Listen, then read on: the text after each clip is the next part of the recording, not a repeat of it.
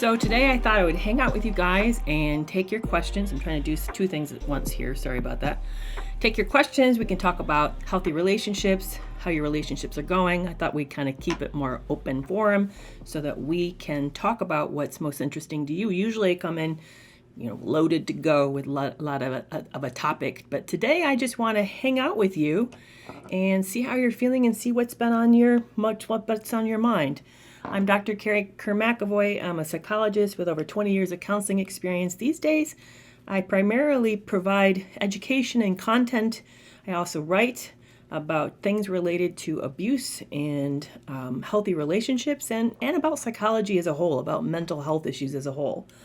So if you'd like to ask me a question, put a thumbs up in front of your comment or question so that I know that you're talking to me and not talking to someone else here, because these forums can get really lively. And I'm both live right now simultaneously on Instagram as well as TikTok. So welcome everybody who's here on both platforms. It's so excited to have you here.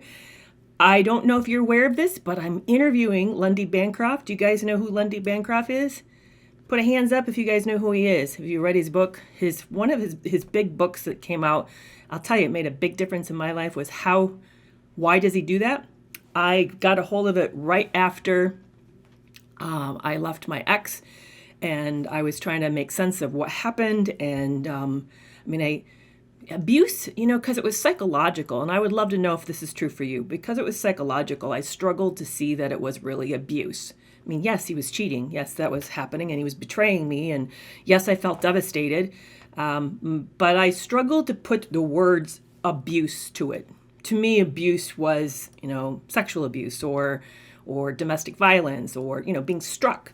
He never even called me a name. So it's hard.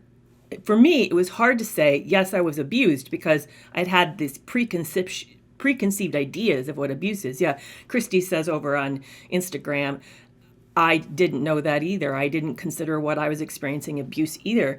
And since I've gotten into this whole forum and started understanding it and doing a lot of research, and you'd think as a psychologist who had a domestic violence specialty, who worked with runaway teens from troubled homes, that I would know what abuse is. But I think as a culture, I think that my difficulty identifying it as abuse is a reflection of a cultural problem of identifying abuse as abuse, is that we tend to limit abuse to certain arenas. We don't broaden it out and see that it's any time that we diminish, devalue, invalidate the existence of another human being. When we use people, we treat them like inhuman, inanimate objects, that's abusive. So here's a quote out of Lundy Bancroft's book, Why Does He Do This? And by the way, I'm interviewing him on February 9th from 12:30 to 2 o'clock over a lunch hour, Eastern Standard Time. I know that's a really great time for those of you who are in Europe or further away, so it's kind of in the evening for you. But for those of us in the United States, it would be over our lunchtime. I'm super excited right now. I'm offering a 3-for-1 on a deal. You get the ticket for $50 and 2 other replays of the past 2 webinars. You get the replay of Kristen Milstead, Why Can't I Just Leave, which was amazing interview. If you're familiar with her work or her book, she's an author, a sociologist who also got into a narcissistically abusive relationship. And it includes Sandra L. Brown, who we just recently interviewed, and she wrote the book Women Who Love Psychopaths. Again, it was fascinating. It talks about the victim profile. So you get all of that for $50, including a ticket to go see Lundy Bancroft. But he writes in the book, it's called Why Does He Do That? And I'll tell you, this book gave me closure. That's what I struggled with. Like I said, I didn't even know that I'd been abused. I didn't really consider it abuse. But I really wanted to know what happened. And I knew I wasn't going to get it from my ex. My ex was very deceptive about most stuff that came out of his mouth was often a lie. So I wasn't going to ever get an honest accounting from him. He certainly wasn't going to apologize for what happened. Hey, Turkey, so good to see you today. So this is what he writes in this book called Why Does He Do This? This is right in the beginning of this. I thought this was fascinating, that I really love this. I want to find a good spot to start where I have a page location where I wanted to start, and it keeps moving me because I want to make the page not quite so long, and so it keeps shuffling me around. Okay. Yeah, let's see if I can get back to that right location here again. All right. So, sorry for keeping you guys waiting. I never like to do that. Okay, so he says, this is what he writes. So one of the obstacles to recognizing chronic mistreatment in relationships is that most abusive men simply don't seem like abusers. They have many good qualities, including times of kindness, warmth, and humor, especially in the early period of the relationship. Again, I'm reading out of the book, Why Does He Do That? By Lundy Bancroft. He writes, the abuser's friends may think the world of him. He may have a successful work life and have no problems with drug or alcohol. He may simply not fit anyone's image of a cruel or intimidating person. So when a woman feels her relationship is spinning out of control, it's unlikely to occur to her that her partner is an abuser. The symptoms of abuse are all there, and the woman usually sees them. The escalating frequency of put-downs, early generosity turning more and more into selfishness, verbal explosions when he's irritated or when he doesn't get his way, her grievances constantly turned down around her so that everything is her own fault, his growing attitude that he knows what's good for her better than she does, and in many relationships, a mounting sense of fear and intimidation. But the woman also sees her partner as a human being who can be caring and affectionate at times, and she loves him. She wants to try to figure out why he gets so upset so she can help him break up his patterns of ups and downs. She gets drawn into the complexity of his inner world, trying to uncover clues, moving pieces around in order to solve an elaborate puzzle. Doesn't that sound familiar? Oh my goodness, that's exactly what I went through. I thought that I met this fantastic person, and I discovered that the person that I was in a relationship was changed. It began to change on me. And the person I thought I'd met, I slowly stopped seeing this person. So we just did a poll over on TikTok, and what are you currently struggling with? And Instagram, I'd love to have you let me know. So Instagram, for those of you who are there, are you struggling leaving a relationship? So put A if you're struggling with leaving a relationship. Put B if you're struggling with breaking a trauma bond. And put C if you're trying to heal in the aftermath. I would love to see what makes up the group over here on Instagram. But the group that makes up on TikTok is 50% are trying to break a trauma bond and 50% are trying to heal after abuse. Yeah. So, all right. Yeah. So far, those who come in are saying 2 so far out of the, 3. So C so far is healing has been the first one or the biggest one so far. And then which part of the aftermath? So if you're a C, and a lot of you are Cs, if you're trying to heal, are you struggling with trying to date again? Are you struggling, this is A, are you struggling to try to date again? Are you struggling with B, building your self-esteem? C, are you struggling with grieving and being angry? Or are you struggling with acceptance?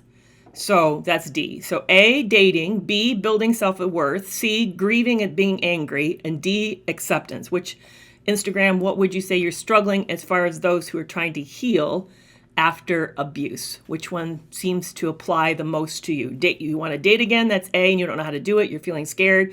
B, you're trying to build your self-esteem. C, you're grieving and you're angry. Or D, you're struggling with acceptance. Oh, some of you said all. Some of you said dating. Interesting over on it's interesting. There's more of a group of you on Instagram. On TikTok, it's only 2 answers popped up positive. They want to build self-esteem and they're grieving and they're angry. And on Instagram, you guys are everywhere, all of them. That's fascinating. Yeah, thank you for that. Thanks for letting me know. So what would you like to talk about today in regards to any of this? Put your thumbs up, let me know what you would love to talk about.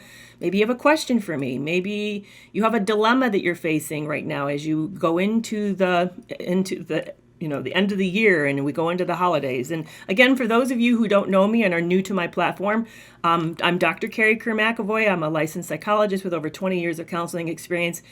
One of the common questions while I'm waiting for you guys to write something down if you want to talk, one of the common issues I get asked or common questions I get asked is, do I offer counseling these days? No, I don't. I closed my practice in 2015. And these days I do offer a clarity call. So if you're looking for direction, you want to know what you think's going on, You're struggling with maybe you don't even know what happened, and you'd really like to hear my 2 cents worth for 50 minutes. I do a one-time clarity call, and you can learn more about that in the link of my bio. But I don't take ongoing counseling clients anymore. Yeah. So there's two topics that kind of have come in that I would love to talk about. And then Brittany brought up a comment. And by the way, Brittany reminds me, if you guys are over on Instagram or on TikTok, you'll notice that she's got a heal banner. That means she's a subscriber to my account. And I also have subscribers on Instagram, as well as subscribers. You can subscribe in many different ways. And subscribers, whether you're on YouTube or Instagram, or you're on TikTok, or you do it through Coffee, all of you get invited to a private premium Facebook group called Toxic Free Relationship Club, where you get to hang out with me. We do monthly video chats as a group, and you have direct access to me. So, please consider that. It's $5 a month, and then you get all these benefits, including a discount to all my products. So if you want to come to that webinar and you're really interested in the 3-for-1 and you want to get 25% off, become a subscriber and get invited into that group, and then you get access to all of that for a greatly reduced price. So issues are coming up is, how do you rebuild trust? How do you get over the grief? How do you find closure? How do you rebuild self-esteem? So let's tackle that. I'm going to jump into those issues first. I also see the issues around co-parenting and those types of stuff, like even how to get out. But let's talk about rebuilding afterwards. Yes. So when you first leave a relationship, a toxic relationship, your self-esteem is on the ground, and it's for good reasons. Because if you think about it, they have quietly eroded your confidence. They did it at first by offering criticism and suggesting that they know better than you. I just read that out of Lundy Bancroft's book, how they seemingly say, even on, I remember mine. You have to picture this, okay? I met my ex after raising a family. My last child had left home, okay? I raised a family, 3 boys. I raised them. I had, been a mom, full-time mom for 28 years, I think, or something like that.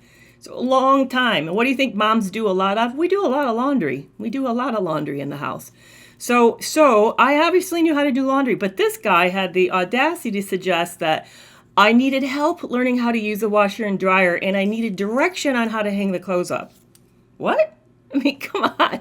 It's so funny. So yeah, so they'll do that. They'll offer you advice or suggestions around things that you're an expert at. And all of this, though, is intentional. It works at your sense of self-esteem and makes you feel bad. It starts to erode it makes you edgy. I mean, I shared a couple weeks ago of a research project that shows the power of suggestion. So when people do this, they're sort of like chipping away at your self-esteem. There was a research study that was done a while ago where it was completely about something else. They had a coworker at the office. It was a subject. The person didn't know they were a subject. They thought it was about something else. But they set up everybody around this person to ask this person, to say to this person, hey, you look like you don't feel great. Are you doing okay today? They kept repeatedly asking this person if they were healthy and feeling well. By the end of the day, that person went home sick. That's the power of suggestion. When we keep bringing something up as a problem, we're actually instilling doubt. We're eroding their sense of their own reality, and they're them beginning to question themselves, and it actually has the power to create a new reality, so that the person that this happened to, the subjects that it happened to, actually began to feel ill and went home. So it has the power. When we are kind of eroded, we're questioned, when what we do is called into like for evaluation, and all of this, it begins to really make us doubt ourselves and to struggle with confidence in ourselves. And then of course the betrayals. There's another huge ding. For those of you who've experienced that, who've had someone cheat on you, or maybe they had a close friend that were closer than you, or they triangulated you, they ran to your family and tattled on you, and then kind of like got the whole environment around you to sort of work against you. It's devastating. I felt gutted.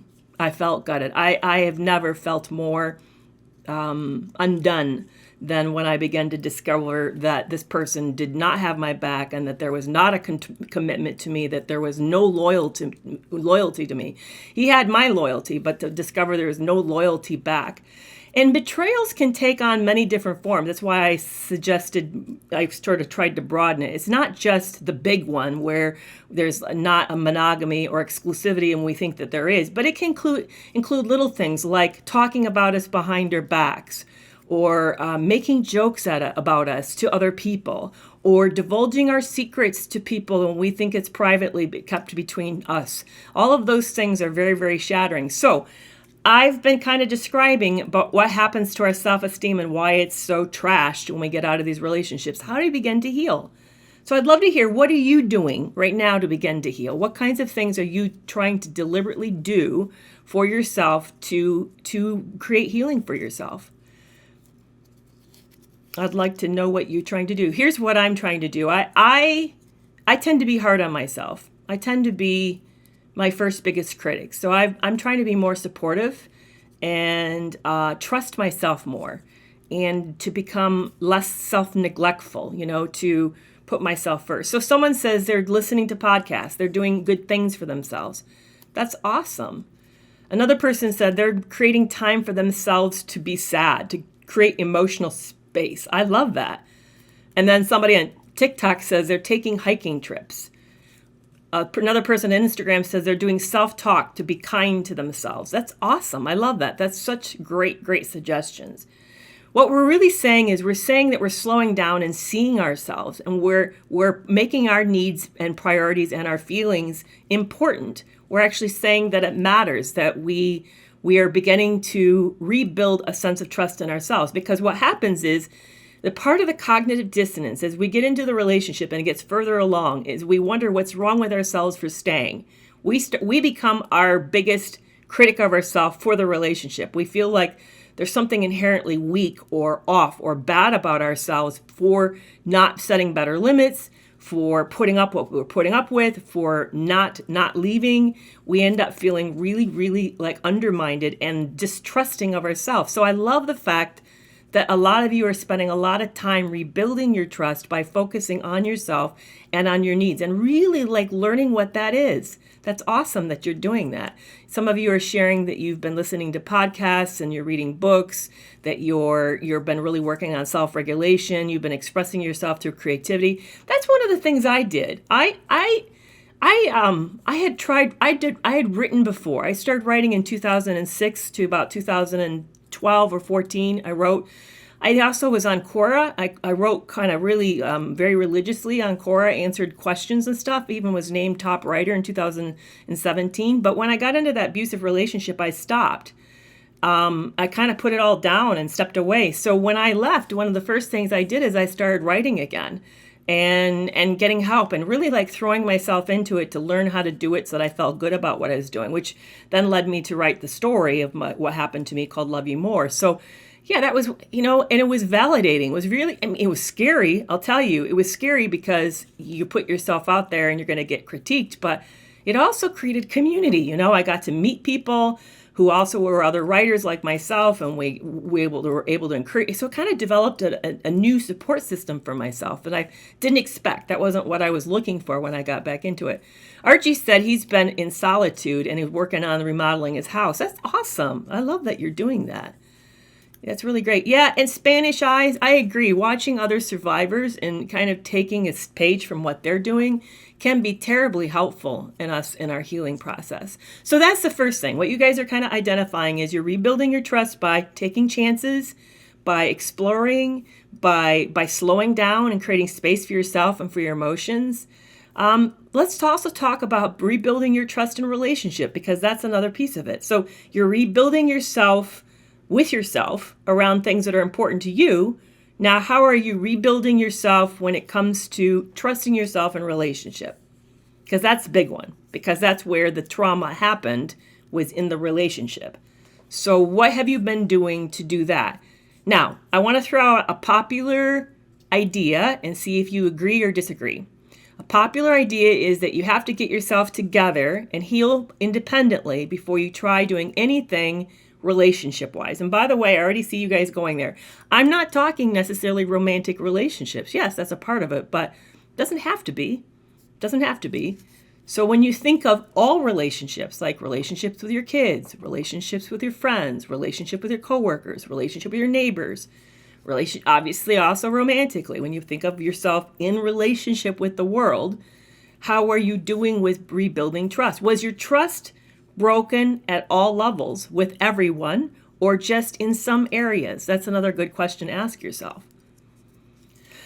I would say, for me, growing up in a neglectful home and with abuse history myself, so it wasn't my first trauma, I had had trauma before, that I struggled with all relationships. So I found that I had to kind of get confident with myself. That was my first task too, was to rebuild trust with myself. But then I began to have to practice rebuilding my safety and trust in other relationships. And I started with my sons first, my adult sons first.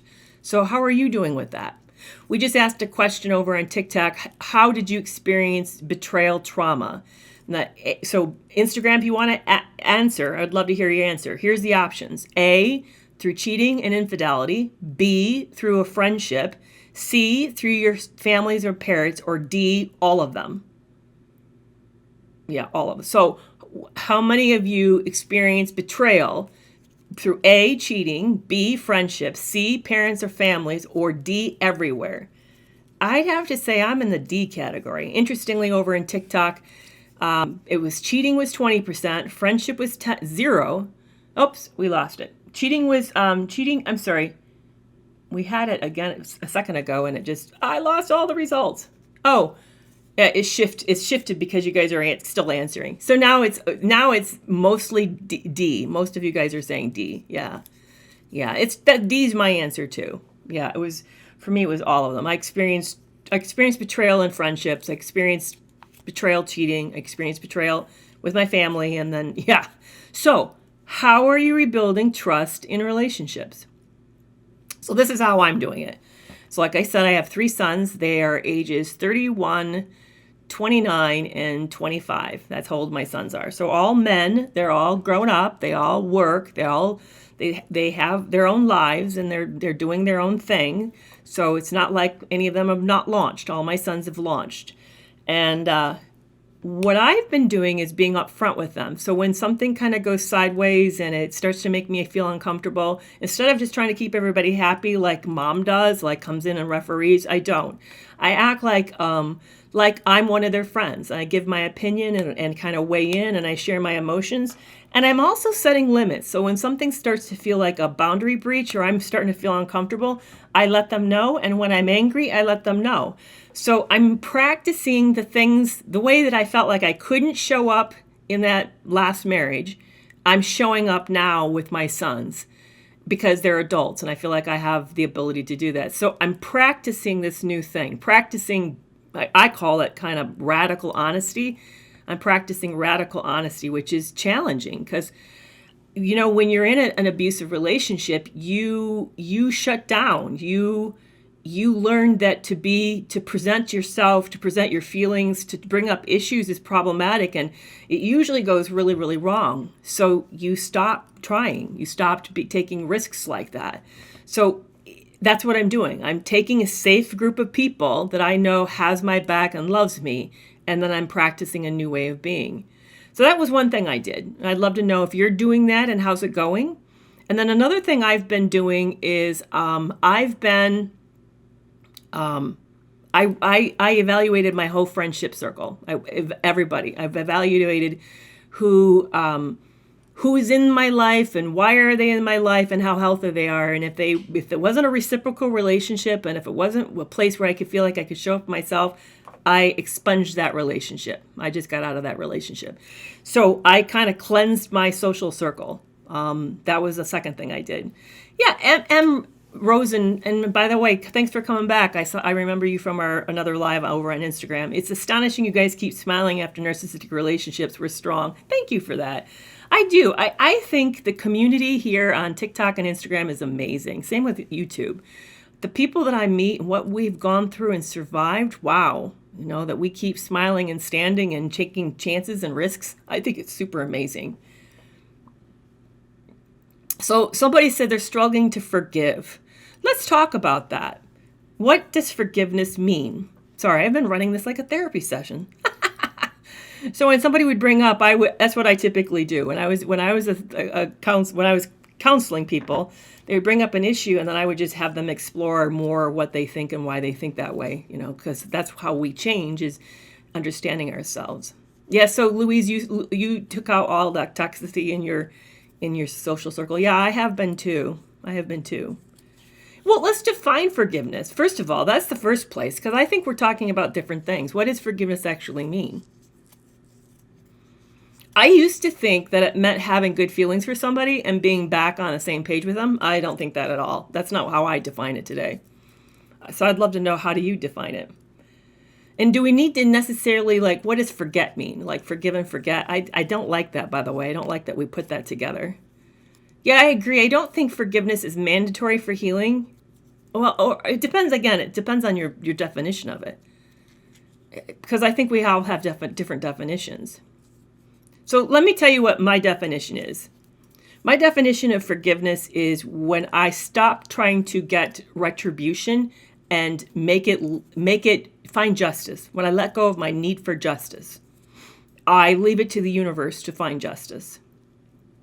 Otherwise, I feel like there's a lot of effort. I'm a very, very social justice oriented person. I really want life to be fair and for people who do bad things to have consequences. It's very upsetting to me when I feel that people get away with stuff. I feel people who do wrong should be penalized for the wrong. So for me, forgiveness means letting that go and stop pursuing it myself. For me to look for that. That's what it means. I leave that to life. I leave that to God. I leave that to karma to get them back. I figure their bad habits and bad choices are going to eventually catch up. And maybe it won't, but I stop caring. I stop being invested. So that to me is forgiveness, is when I relinquished my right to have retribution for what was done to me. But that's different. I mean, that doesn't mean I have to like that person. It doesn't mean I have to stop being angry with them. It doesn't mean that it doesn't mean any of that. It doesn't really, if you think about it, that definition for me is more of a practical, almost like a legal definition. It's not an emotional definition. It's not saying I have to feel a certain way about this person. But so when I feel hatred or anger, and sometimes I have periods where I do feel that, I ask myself, am I doing it though because I want justice? Or am I just doing it because I'm remembering something that's really hurting and I'm grieving it, and this is part of the grief process? That's how I process that. Because if it's where I want justice, then I'm going to start watching this person, paying attention to their accounts. I'm going to become preoccupied. I'm going to spend a lot of time thinking about them. I don't want to give them that kind of control. Whenever I do that, that means then I'm in that moment, guys. Here's the thing. You may not realize this, but when you give somebody a lot of mental space in your head, you've given them a space in your life. You're back in relationship with them, even though you're actually not living life with them, because your inner mind is interacting with them, and that, in a way, is a form of a relationship. I don't want a relationship with this person, which means I don't want them taking up mental space. I don't. That gives them control, a level, because then I'm like they're affecting my life and they're affecting my emotions. No, they don't deserve a place in my life. So this is, for me, forgiveness is stop looking for fairness and justice and letting go of all of that and moving on and going on with my life, so they are not in my life. So I let go of all of that. So they're not, yeah, and I agree, Tango. There are some acts that are unforgivable, which back to, there are some things that people do that are so catastrophic, there's no balancing the scoreboard ever. But that's why it's not my job to look for that. I then trust that to something larger to myself to fix it for me, and probably won't be in my lifetime. But then I have a spiritual perspective which helps me with that. And I'm not saying you have to, but that just helps me that helps me make peace with that. Yeah, and so for me, the forget part is I just don't spend mental energy on it. That's how I'm not seeing this as like forgive, like I'm forgiving, like, oh, you're off the hook. No, you're not off the hook. It's just I'm not going to be the one that like extracts the pound of flesh from you for what you've done. I let go of that. That's mine. Yeah. Now, here's another thing. So let's, and I've never, can you get retribution? Can you even do that? And I've watched people, by the way, go through court systems over horrific crimes. And I'll tell you, there really is no justice. Even when there is justice, there isn't any justice. There really isn't. So it's a pursuit for something you're not going to actually find. It's an imperfect pursuit. Let's while we're talking about this, that then brings up the fact that, by the way, this is hoovering season. I don't know if you know that. We are all at risk of being hoovered right now because we're moving into the holidays. And so people get sentimental, or they start thinking about the old days, the old times, or they think you're vulnerable, and they may circle back to sort of let you know, like, hey, I'm alive, and how are you doing? And I've been thinking of you, and I'm hoping you're well. So let's talk about that. Have you hoover-proofed yourself? And are you even aware of what hoovering looks like in your situations, depending on whether it's a family member or a coworker, or it's a kid of one of your in-laws, or maybe it's a romantic partner, former romantic partner? Do you know what it's going to look like? So, by the way, and there's a great video that put out by Trey De La Torre, I Was Like Yo Trey, where he makes the point, and I thought this is fabulous, that toxic people practice hoovering in the entire relationship. That every time that they try to make up and pull you back in to sort of to be back okay when they've done something really, really wrong, that was like a trial practice for the eventual hoovering when they're out of the relationship. I thought that was a powerful point. And I'll tell you what it looks like. And it isn't like, they won't say, oh, I've been missing you. Now, some will, but most won't. More likely, they'll do something like check in with you. They'll say something like, what's your plans for Christmas? Or they'll bring, like mine loves to bring up world events. Like, oh, when COVID happened, he got a hold of me and said, oh, isn't this incredible? How are you guys doing? They'll use some kind of a moment or life event as a way to sort of say, hey, and then they'll ask you how you're doing. And then there it is. There's the hook. And, or here's another way they'll do it. They'll dangle the carrot. They'll dangle what you always wanted in the relationship. They'll dangle it and offer it. Mine knew that I loved closure and I loved to make sense of things. And so he would say, hey, I've been doing a lot of thinking and I have some better insight about why I did what I did. Ooh, and then he'd hook me. Because I wanted to know that. Interestingly, the couple times that it worked, and this was right after we left, right as we were breaking up, when it worked and he came back and offered, supposedly was going to have that conversation with me about what happened, it never came up.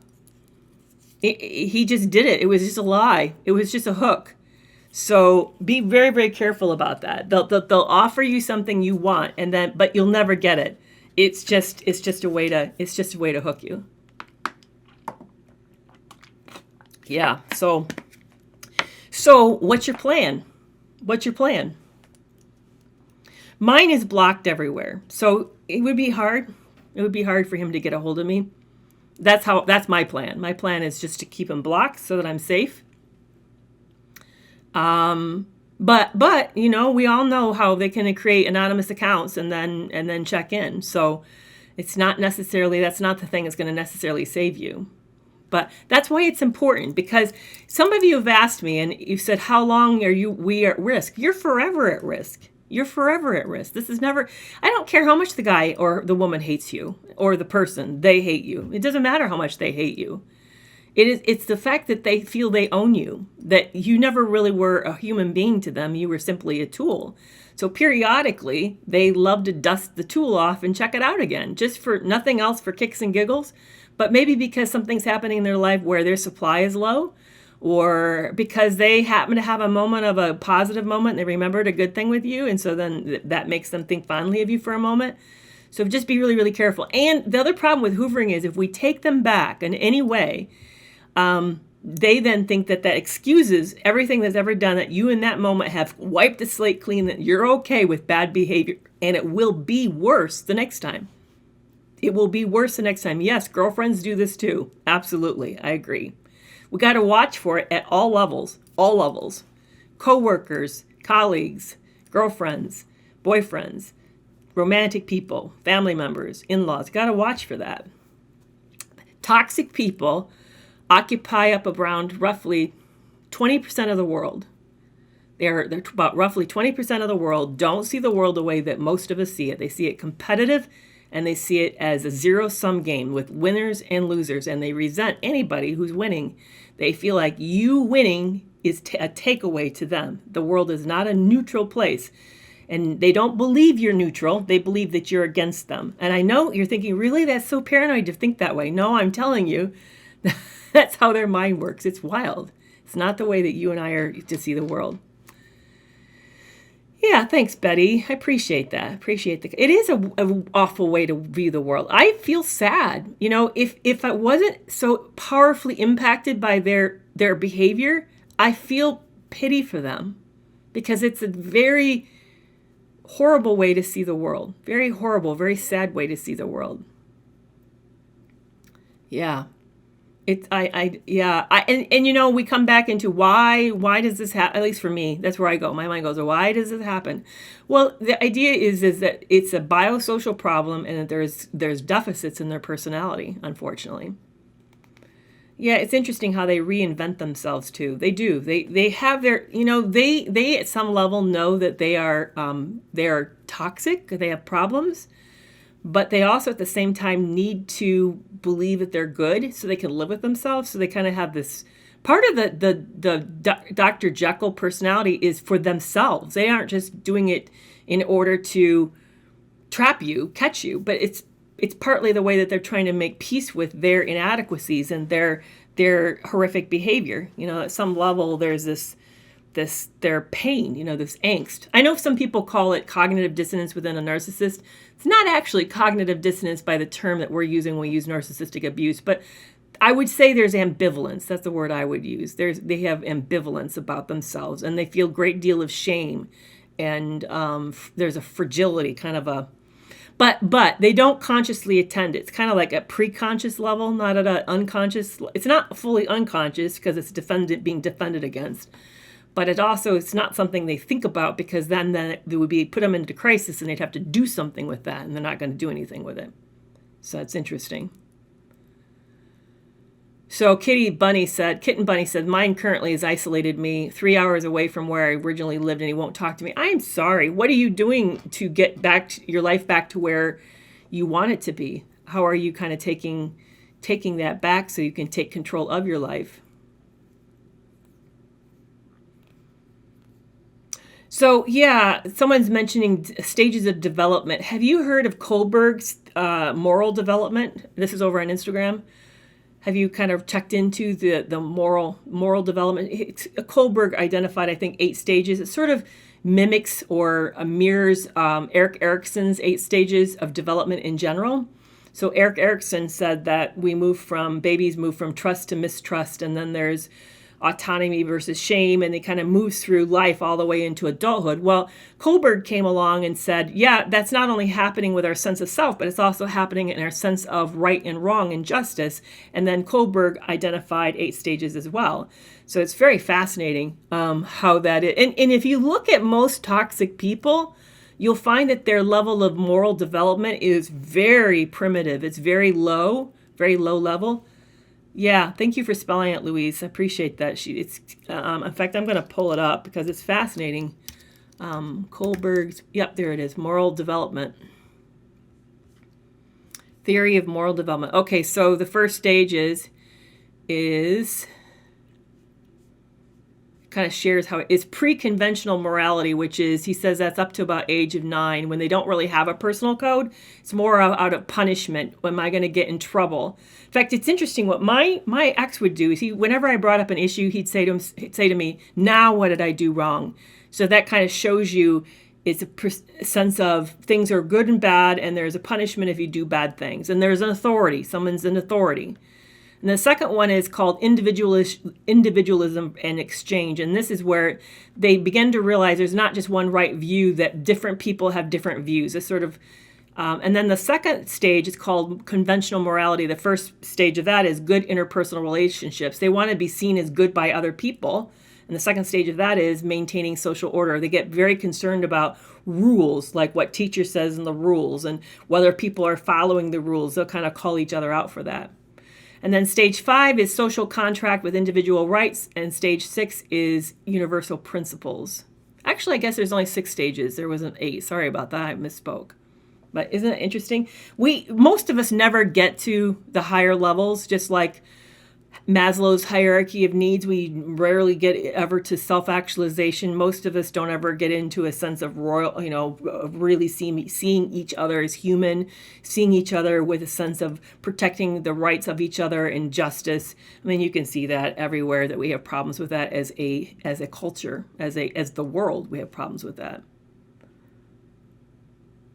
Yeah, you can reach, exactly, Louise. You can reach adulthood and have one of these earlier stages. You can never kind of go beyond the worry of being punished or getting caught, or never go beyond, trying to like be good, being seen as good.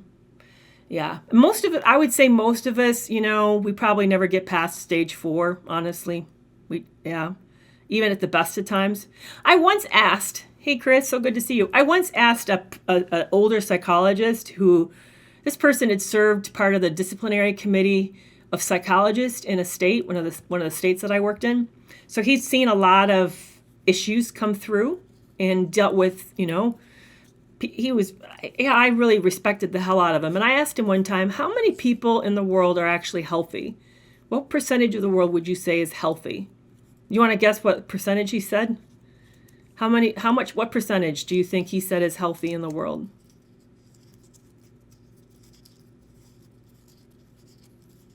Anybody, somebody.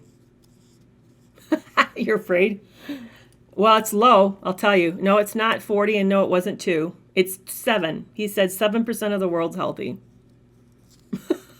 That's awful, isn't it? I mean, yeah, so it's 7%. Big whopping 7. He's talking healthy like mentally healthy, not healthy and physical. He's saying healthy. Yeah. Not very many of us. Not a very low number. So that's very sad. Yeah, I know. So that means that we have to be proactive when we come into... You disagree? Who said this? He was a senior psychologist in a state that I practice in, and he also saw psychologists at a disciplinary level. So he actually was a police officer, so to speak, for the state with psychologists. So he saw a lot. He worked with a lot of people. He worked for years in the psychiatric hospital, years with clients, and then he worked with psychologists in making sure that policing them and following the rules and not being unethical. That was his job in the state, was to make sure that psychologists weren't being unethical. How many narcissists are there in the world? Well, here's where it gets interesting. So in order to get diagnosed, I need to preface this so that you understand why the number is low. In order to get diagnosed, you have to be seen. You have to come into an office and someone has to say, psychiatrist or psychologist has to say, yes, this is a narcissist. So how many narcissists do you know go get help? I don't know many. Okay, based on those who get help, roughly the percentage is around 1 to 2%. But they're not getting help. That's the problem. So when you listen to people like Sam Vankman, who kind of tries to guess at the number, and then Dr. Ramani, who tries to guess at the number, they're putting out their comments that we think maybe roughly somewhere between 7 to, I've heard upwards to 30%. Now I think 30% is really high, but I would say probably between 7 to 15% of the world is maybe. Too many, I know that. But even if you took it, let's take the adult population in the United States, and I don't know what that current number is. Let's pretend it's 300 million, okay? If you said roughly 10% of 300 million, that's 30 million people. And if 30 million people have narcissism in the world, in just in the United States, and they have an average of 5 to 10 people in their life, now you're talking about 60 to 100 plus million people are affected by their behavior. That's a lot of people. Then are we surprised why these groups are so large? Because it's a lot of the population's being affected. Yeah, so it makes sense why we're talking millions and millions of people in the world are being hurt. When if you just like I said, you just run the stats. If there's 7 billion people in the world and 10% of them are that's 7 billion, 10%, 700 million people. That's a lot of people. Those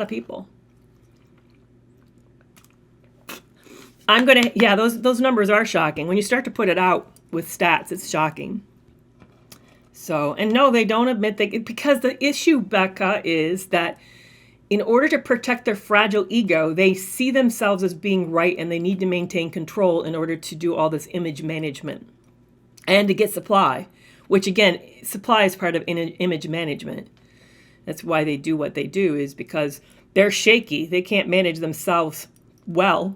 So they utilize everyone around them to shore up their shakiness. And that makes it really, really hard. Yeah. I'm going to have to end in about 4 more minutes because I'm jumping into a podcast interview. It's going to be tough. She sent me the list of things we're talking about today. First of all, I don't know how we're going to do it in an hour. And the topic list is massive and very in-depth. I mean, like, this woman is, she's a social worker interviewing me. So she's asking social work-like questions, like the difference between abuse versus narcissistic abuse. So I'm like, ooh. And she sent them to me this morning at 7 a.m. So I've had no time to prepare today. Hey, Argentina. I also know Switzerland's here. We have a lot of people across the world. That's awesome. Yeah, Sonny, what if it is your mom? I would love to know how many of us have had narcissistic moms. I know people sometimes say that I never talk about women. I've been more aware of women narcissists than I am of male narcissists, to be honest with you. That's a big issue with me. So I know there are a lot of women narcissists. Women tend to present a little bit differently. They tend to be not as grandiose. They tend to be more covert, or they tend to be more of the hero type. So yeah. Oh, thanks, guys. Thanks. I appreciate that. Yeah, I am a little nervous, actually, because when I saw that topic list, great. Woo! And it's going to make me think for sure. So, yeah. Well, hey, I have my podcast went live today. It was on arguing with a narcissist, why we can never get good arguments with a narcissist. That was cool. I have 1 more week for the season for the podcast, Breaking Free from Narcissistic Abuse, and then I'm going to take a hiatus to January 9th. So I'm super excited about that. If you guys have not been listening, please check it out and consider leaving me a review. I'd love that. It really helps when you do a review for this. I appreciate that so much. So my podcast is called Breaking Free from Narcissistic Abuse. Be sure to take advantage of the 3-for-1 webinar special going on right now. At the end of this year, the price for Lundy Bancroft's webinar is going up from $30 to $35. So you don't want to miss the lower. Yes, I am on Spotify. You don't want to miss the lower price, and you can get all 3. You get 2 replays and a ticket for $50. And by the way, if you were to buy that separately, that's a $90. It would be $90. So you're saving 45% by buying the 3-for-1. And the podcast is everywhere, guys. If you go to the link in my bio at the bottom, it gives you everywhere. It's on Amazon, it's on Spotify, it's on Apple. I really need Spotify reviews. That's where I have reviews through Apple. In fact, I've been ranking 100. I'm a 100th on Apple in mental health for the United States. Isn't that cool? I'm shocked. I've been really shocked. So thank you so much for all of that. I appreciate you guys supporting me the way that you are. So, hey, I got to jump off, and I will be back here on Thursday, and we'll just hang out again on Thursday. So bring your questions for me on Thursday. Tuesday. This is Thursday. So bring your questions for me on Tuesday at 1 o'clock, and we'll hang out and talk about whatever it is that you're interested. Thank you so much for being here. Thank you for following me. Now that I've kind of wrapped up the podcast, I'm going to keep this a little more lower key for us to sort of support each other as we move through the holidays. So thank you. Thank you for being here. I really, really appreciate it. And Luis, I'm glad you're going to the webinar. That's awesome. All right, guys, I will see you back on Tuesday. Have a great weekend. I'm going to go see Avatar. I'm so excited about it. So I'll let you know what I think on Tuesday. Bye-bye.